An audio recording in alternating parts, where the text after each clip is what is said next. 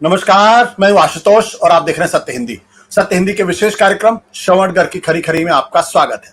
यह हमारा वो कार्यक्रम है जिसमें देश के जाने माने पत्रकार संपादक श्रवण गर्ग जी अपनी तीखी टिप्पणी करते हैं मौजूदा राजनीतिक माहौल पर, और उनकी तीखी टिप्पणियों से न तो सत्ता पक्ष बचता है और न ही विपक्ष, और दोनों ही तिल मिला के रह जाते हैं। आज फिर हम रूबरू होंगे श्रवण गर्ग जी से और जानेंगे उनसे एक बहुत ही विशेष विषय पर उनकी राय क्या है। दरअसल प्रधानमंत्री नरेंद्र मोदी का आज जन्मदिन है। उनको जन्मदिन की ढेरों शुभकामनाएं।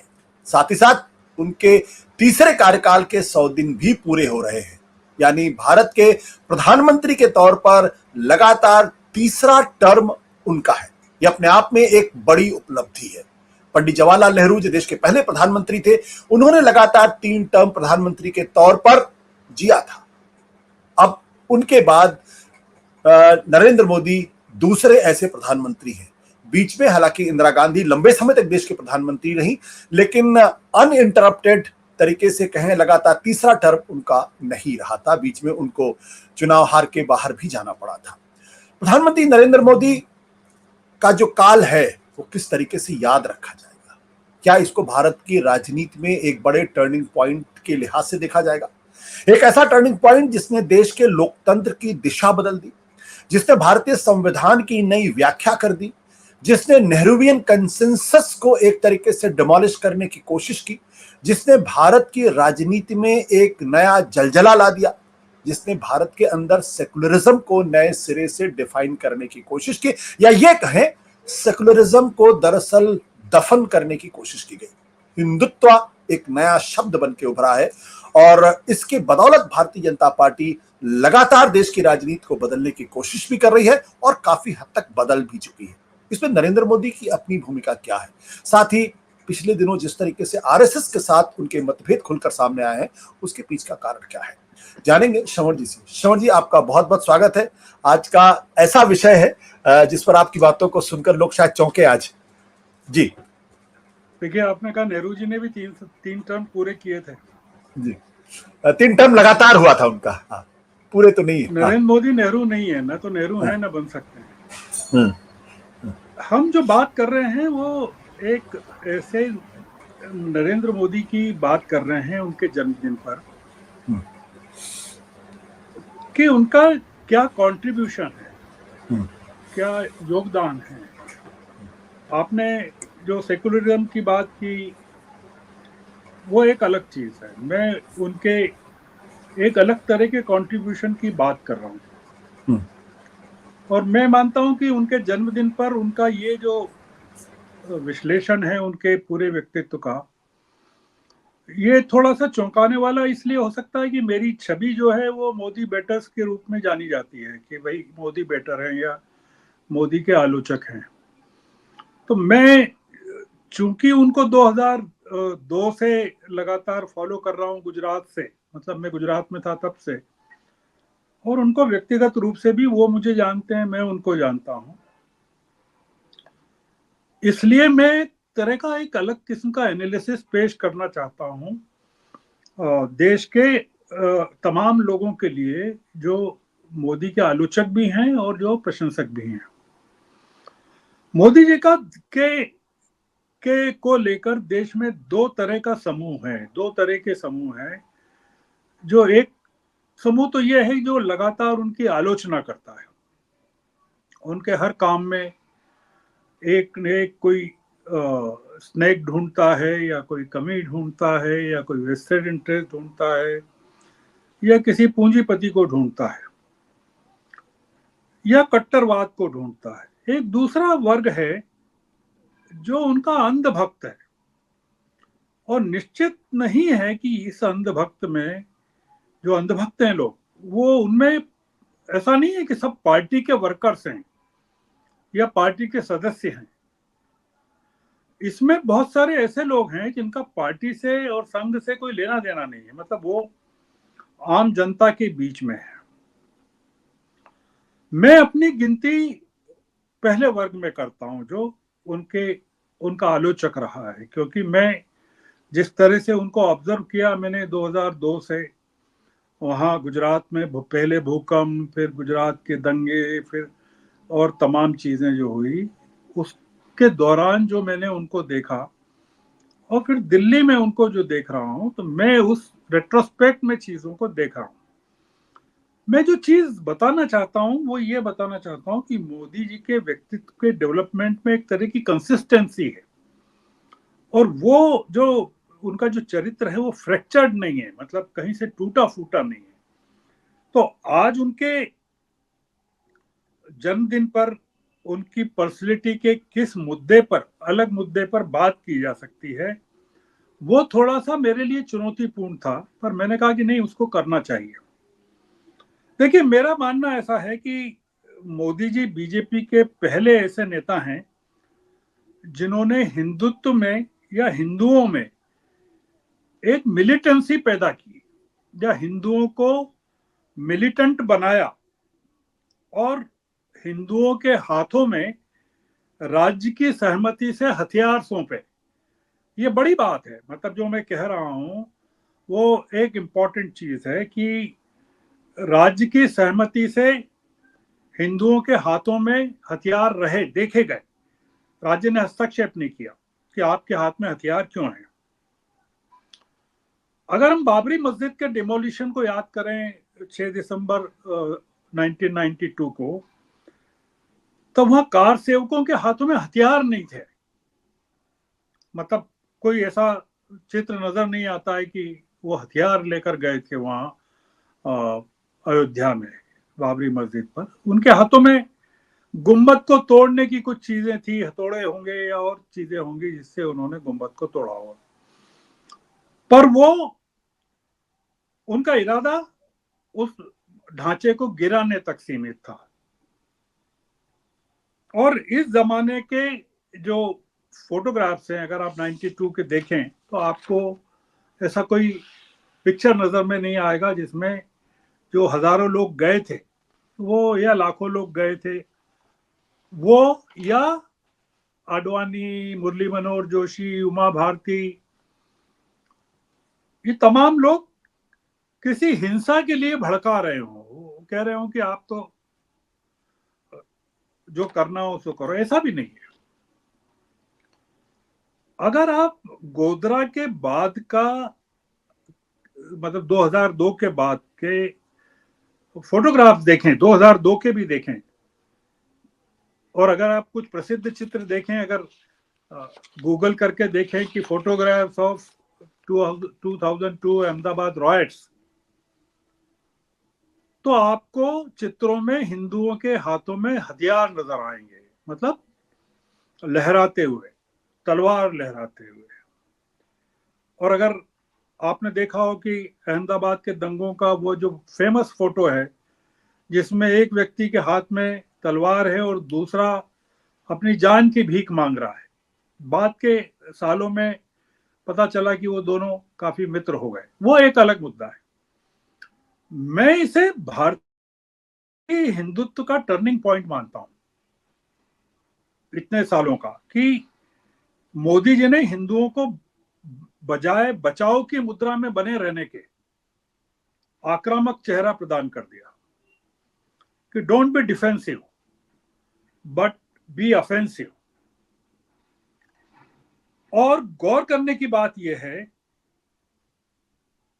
कि जो राष्ट्रीय स्वयंसेवक संघ और उसके अंतर्गत काम करने वाले आनुषंगिक संगठन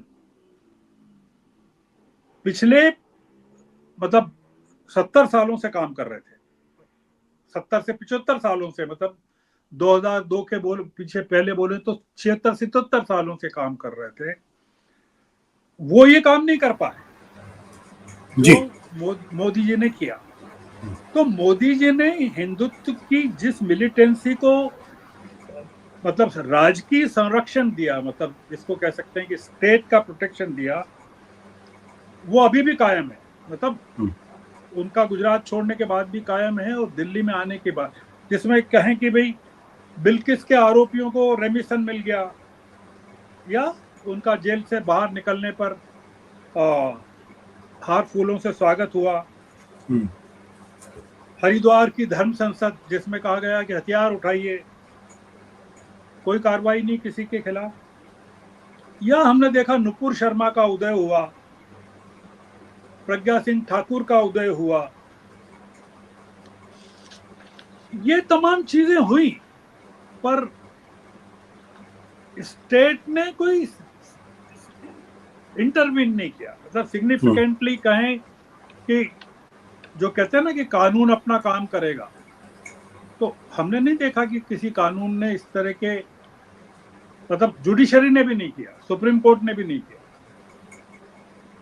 तो गुजरात का जो डेवलपमेंट का जो रोल मॉडल जिसको हम जानते हैं या समझते हैं, विकास का जो रोल मॉडल है, गुजरात को विकास का रोल मॉडल मानते हैं, और उसी के दम पर मोदी जी आए सत्ता में। मैं उस रोल मॉडल का जो इंटरप्रिटेशन करता हूं वो ये करता हूं कि वहां हिंदुओं को, व्यापारियों को, उद्योग धंधों को मोदी जी के राज में सुरक्षा का कवच पैदा मिल गया कि आप निश्चिंत होकर काम करो, आपका कुछ नहीं बिगड़ेगा। और आपके मन में अगर कोई फियर है तो मैं हूं ना वाला जो फैक्टर था कि मैं हूं। दूसरा एक फैक्टर उन्होंने ये पैदा किया, वो अभी भी कायम रहा 2000 पिछले चुनाव, और गुजरात में अभी भी कुछ हद तक कायम है कि अगर मैं नहीं हूं तो फिर आपको जो वो लोग हैं जिनसे आप डरते हैं वो छोड़ेंगे नहीं। अगर आपको सुरक्षित रहना है तो मेरा होना आपके लिए जरूरी है, जिसके दम पर उन्होंने गुजरात में इतने साल तक काम किया। जी। और केंद्र में भी उन्होंने ये जो पूरा का पूरा बनाया। ये जो पूरी की पूरी संपदा का क्रिएशन हुआ, वेल्थ का क्रिएशन हुआ गुजरात में, जिसको हम डेवलपमेंट कहते हैं, उसका बेसिक रीजन ये कि गुजरात में जो मेजोरिटी कम्युनिटी है उसको मोदी जी ने फियरलेस कर दिया। बिल्कुल नहीं, आपको डरने की कोई जरूरत नहीं है। जो कि एक माहौल आर्टिफिशियल कहिए या बनाया हुआ कहिए या वास्तव में था, वो मौजूद था वहां गुजरात में, और वो देश में भी कुछ हद तक मौजूद था।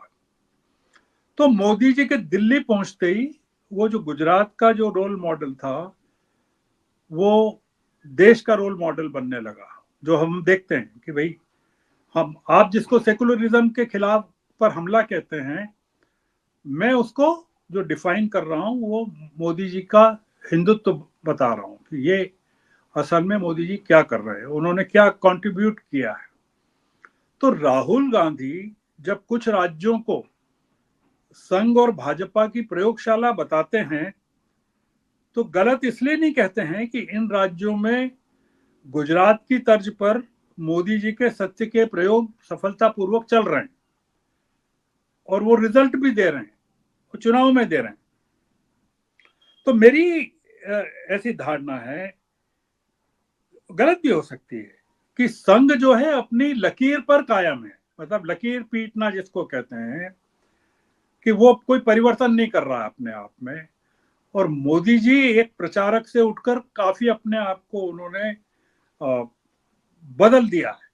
उसका मैं बेसिक रीजन ये मानता हूं, मैं मानता हूं, मतलब है कि नहीं मैं नहीं कहता, कि संघ लगातार इस चीज से सफर कर रहा है कि गांधी हत्याकांड में जो लोग शामिल थे, चाहे सावरकर हो या गोडसे हो, उनका संघ से संबंध रहा है। जी। और इस कारण संघ एक तरह के अपराध भाव से दबा रहता है हमेशा। जैसे ही संघ सिर उठाता है उस पर आक्रमण होते हैं, अरे आप तो गांधी के हत्यारे हैं। पर हमने इसलिए देखा कि मोदी जी ने अपने आप को इस चीज से फ्री कर लिया। उन्होंने कहा कोई नथिंग डूइंग, मेरे को कोई लेना देना नहीं है।